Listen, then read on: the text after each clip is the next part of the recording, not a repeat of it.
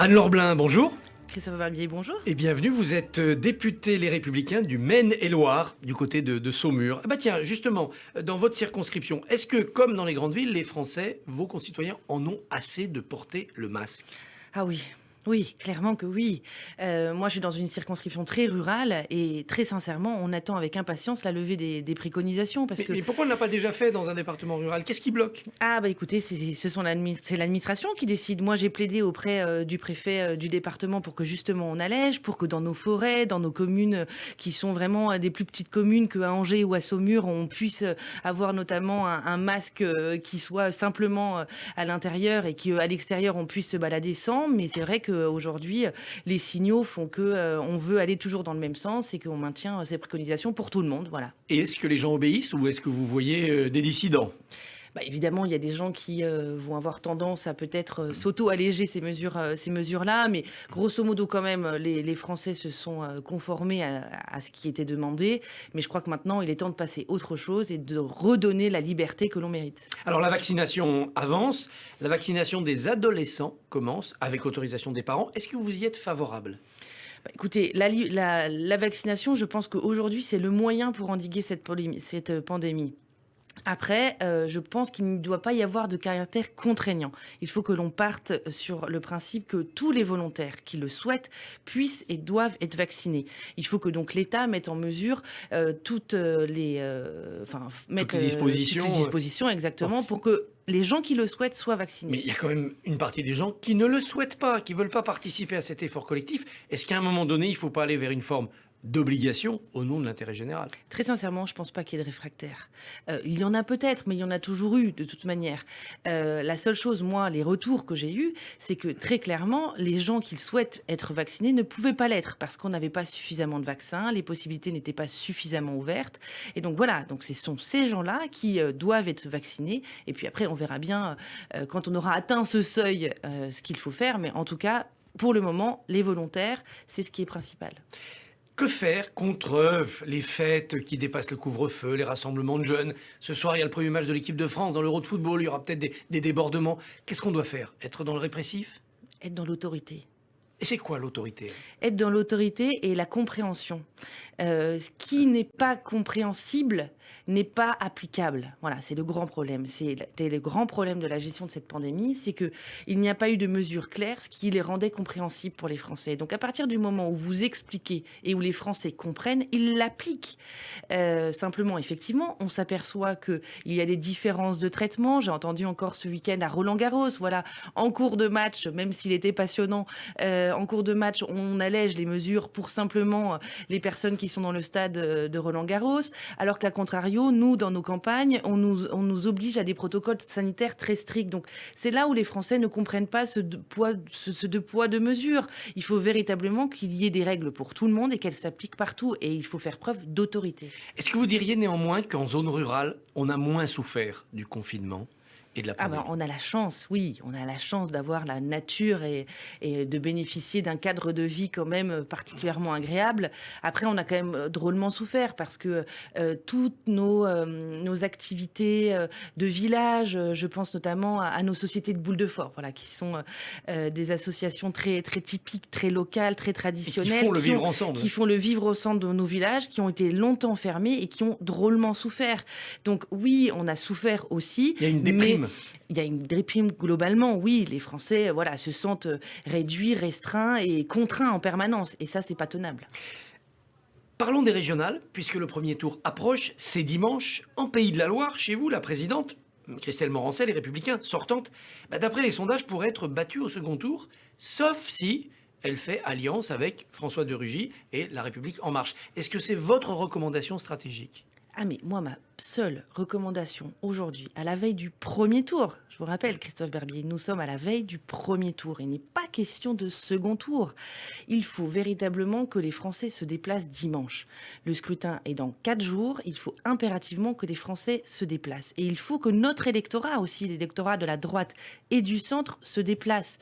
Parce que la participation sera fondamentale.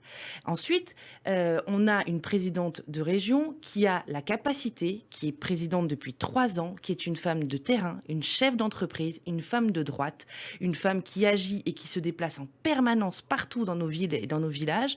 Et nous avons la chance de la voir. Donc, il faut véritablement lui donner la force nécessaire d'être élu et d'être le plus haut possible dès dimanche. La question des alliances, ça, c'est de la tambouille. C'est de la tambouille Il politicienne. faudra bien se poser cette question quand même dimanche soir. On Les verra chiffres vont dimanche parler. soir. Mais la seule chose que je vois aujourd'hui, c'est que face à Christelle Morancet, qui est la présidente sortante, nous avons, et j'ai 3 collègues, 3 députés qui se présentent face à elle, qui sont de la même famille politique et qui n'ont qu'un objectif, c'est de la faire battre. Eh bien, moi, je dis, ce sont les Français, ce sont les Ligériens qui gagneront et qui feront gagner les Pays de la Loire s'ils se déplacent massivement dimanche. Alors, si Mathieu Orphelin s'impose, c'est une vision écologiste qui arrivera à la tête de la région. Est-ce que ça vous inquiète pour le monde rural ou est-ce qu'au contraire vous vous dites « Ah ben peut-être qu'avec un écolo, contre mauvaise fortune bon cœur, on fera entendre la voix des campagnes ». Mais c'est pas un écolo, c'est un opportuniste. Pardon de le dire, Christophe Barbier, mais Mathieu Orphelin ne sait pas où il habite. Mathieu Orphelin a été effectivement et a travaillé avec Nicolas Hulot, ce qui lui vaut aujourd'hui d'être l'écologiste de cette campagne. Mais il a été député sous l'étiquette de La République En Marche. Et puis finalement, on est parti en cours de route. D'ailleurs, François de Rugy et Guillaume Garot sont de la même politique, du même groupe politique. Ils siégeaient ensemble, ils ont les mêmes idées. Et Mathieu Orphelin n'est pas un écologiste. C'est une personne qui porte une écologie liberticide pour les Français, sous un couvert aujourd'hui politiquement correct d'écologie. C'est quoi une écologie liberticide ? Ah bah c'est une écologie punitive. Voilà. La volonté, la seule volonté aujourd'hui de Mathieu Orphelin, c'est d'imposer une vision du monde, une vision de l'écologie, prétendument écologiste, au détriment de l'être humain et au détriment des Français. L'écologie, tout le monde est écologiste. Et la première à être écologiste est aussi Christelle Morancet. Quand vous reprenez son bilan, elle a un excellent bilan. D'ailleurs, on n'en parle pas parce que ce n'est absolument pas possible de le contrer, ce bilan, puisqu'il est excellent. En matière d'écologie, elle n'a absolument aucune leçon à recevoir. Donc, moi, simplement, ce que je dis, c'est qu'aujourd'hui, on a une vision de toute la gauche. Et d'ailleurs, Mathieu Orphelin s'est allié avec Jean-Luc Mélenchon, pardon. La France insoumise, c'est vraiment la volonté d'une déconstruction, d'une déstructuration de la société, mais absolument pas une vision positive pour notre écologie et nos territoires. Les agriculteurs s'inquiètent de cette montée en puissance d'une écologie plus radicale ? Mais bien sûr, parce qu'on est, voilà, vous le dites, c'est particulièrement ça, c'est le radicalisme. On est dans la radicalité. On monte les uns contre les autres. Les agriculteurs, les chasseurs sont les premiers acteurs de la biodiversité. Et aujourd'hui, on cherche à faire croire que ce sont eux qui nuisent à nos paysages, à notre nature. Mais bien au contraire, s'ils n'étaient pas là, nos paysages seraient totalement différents. C'est pour ça qu'une partie du monde rural regarde vers le Rassemblement national ? Non. Ils regardent vers la droite. Ils regardent vers la droite et ils attendent de leurs responsables politiques, de la présidente de région, qui est une femme de droite, que l'on soit mobilisé à leur côté, que nous favorisions les démarches écologiques, certes, mais dans un sens non punitif. Il ne faut pas qu'à chaque fois la politique écologie soit assujettie de nouvelles taxes. Et c'est ce que veut la gauche, ce n'est pas ce que veut la droite, et c'est ce que nous portons comme projet. Alors parlons de la droite qui a des soucis. Aujourd'hui, Nicolas Sarkozy est entendu dans l'affaire Big Malion. Vous qui êtes arrivé à l'Assemblée il y a quelques mois, vous regardez cette affaire, campagne 2012, comme les turpitudes de l'ancien monde ou comme finalement l'échec ultime d'un homme qui avait réussi à être président et qui après s'est perdu ? Mais moi, ce que je vois, c'est que Nicolas Sarkozy a été un excellent président de la République. Et qu'aujourd'hui, on essaie de faire tout ce qui est possible pour détruire son bilan et détruire sa personnalité. Quand vous dites on, c'est les juges ? Les juges, les Français, pardon, les médias aussi. Aujourd'hui, Nicolas Sarkozy, hier, d'ailleurs, était déjà l'homme à abattre. Il le reste aujourd'hui parce qu'on aurait peut-être peur qu'il revienne. Mais je crois qu'il faut arrêter avec cette vision de on doit tuer tout ce qui peut changer un peu et avoir de la volonté. Et Nicolas Sarkozy est un homme d'État, était un excellent chef d'État avec une volonté, une vision à long terme pour la France. Et c'est ce qu'il faut que l'on retrouve à droite. Et c'est ce à quoi aujourd'hui on s'attelle. Alors un homme qui monte à droite notamment, et qui en vient, c'est Édouard Philippe. Il est décoré aujourd'hui par Emmanuel Macron de la Légion d'honneur. Pour une députée des Républicains comme vous, Édouard Philippe, qu'est-ce que ça représente? C'est un traître, ou bien c'est un espoir, parce que l'avenir va durer longtemps, et il est resté fidèle à ses idées? Je ne connais pas particulièrement Édouard Philippe. Effectivement, vous l'avez dit, j'ai été élu en septembre, donc je n'ai pas eu l'occasion de travailler avec lui lorsqu'il était Premier ministre. Simplement, ce que je vois, c'est que quand, qu'il soit de droite ou de gauche, là n'est pas la question. C'est qu'il faut que nous ayons des hommes et des femmes politiques qui aient des convictions et qui aient le courage de mener leurs convictions jusqu'au bout. Et on ne peut pas se vendre à l'un ou à l'autre au prétexte de vouloir avoir de vouloir se placer en quelque sorte. Il a un peu trop zigzagué, quoi. Il faut pas, voilà, il faut arrêter avec la langue de bois, il faut arrêter avec les alliances d'opportunités, tout simplement pour assurer son avenir. Il avait fait les 80 km/h, la limitation de vitesse en Maine-et-Loire, c'était passé comment ça? Ah, mais les 80 km/h, c'est ravageur pour des communes rurales comme les nôtres. Les 80 km/h, ça a été une mesure qui a été décrétée de Paris, sans tenir compte de la réalité de nos territoires. Quand on voit que la plupart de nos liaisons routières, parce que nous ne sommes pas desservis par notamment des TGV ou par des trains, parce qu'on pense plutôt aux grandes agglomérations, et que le seul moyen de locomotion, c'est la voiture, à un moment donné, on se dit que tout est fait contre la ruralité et contre nos territoires. Donc c'est une mesure qui n'était absolument pas de bon sens, et nous, ce que nous souhaitions, c'était que nous soyons consultés et que nous consultions les élus locaux, ce qui n'a absolument pas été fait. La droite va devoir choisir un candidat à la présidentielle. Quelle est la bonne méthode? Une étude approfondie auprès de 15 000 sondés, comme c'est engagé? Les sondages tout court, au gré des vents? Ou bien faut-il avoir le courage de faire une primaire? Je crois que la méthode de la droite, c'est le collectif.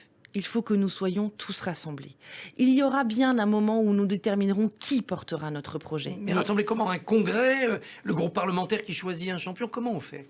Mais je pense que voilà, tous les responsables politiques pourront se rassembler, les militants surtout. Moi, je pense aussi aux militants, aux gens qui adhèrent, aux gens qui nous suivent sur le terrain, qui ont besoin d'être entendus. La base, comme l'on dit. C'est de la base dont tout vient. Donc il faut que l'on écoute la base, il faut que l'on écoute ce qu'ils souhaitent, mais je crois surtout ce qu'ils veulent, c'est un programme, des vraies convictions, et ensuite viendra largement le temps de qui portera ce programme. Mais ce programme est fondamental, et pour mener à bien ce programme, il faut que nous soyons collectifs et que tous les responsables politiques soient rassemblés pour la France et pour les Français. Et l'horizon, c'est donc de choisir le champion à la fin de l'année, après avoir fait ce travail? Oui, le calendrier, je pense l'automne sera largement suffisant. À propos de conviction, je vous ai suivi sur les réseaux sociaux, vous avez été très active lors des débats parlementaires sur la bioéthique, la loi récemment passée. La droite, si elle revient au pouvoir, est-ce qu'elle doit dire oui, nous abolirons la PMA pour toutes, parce que cette loi ne nous convient pas?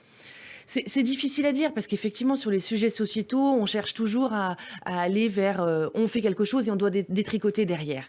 Nous, ce que nous avons fait avec les députés Les Républicains et bon nombre de collègues, c'est que nous nous sommes mobilisés fortement la semaine dernière, vous l'avez rappelé. Nous étions présents à l'occasion de tous les débats et nous avons montré à la majorité que ce n'étaient pas des sujets simples à traiter et que, en tout état de cause, on ne pouvait pas les traiter de cette manière-là parce que entre deux calendriers parlementaires, donc sur ces sujets de bioéthique, il faut véritablement que l'on arrive à un consensus ou en tout cas quelque chose, à un débat un peu apaisé qui n'était absolument pas le cas. Anne-Laure Blin, merci. Bonne journée. Merci à vous.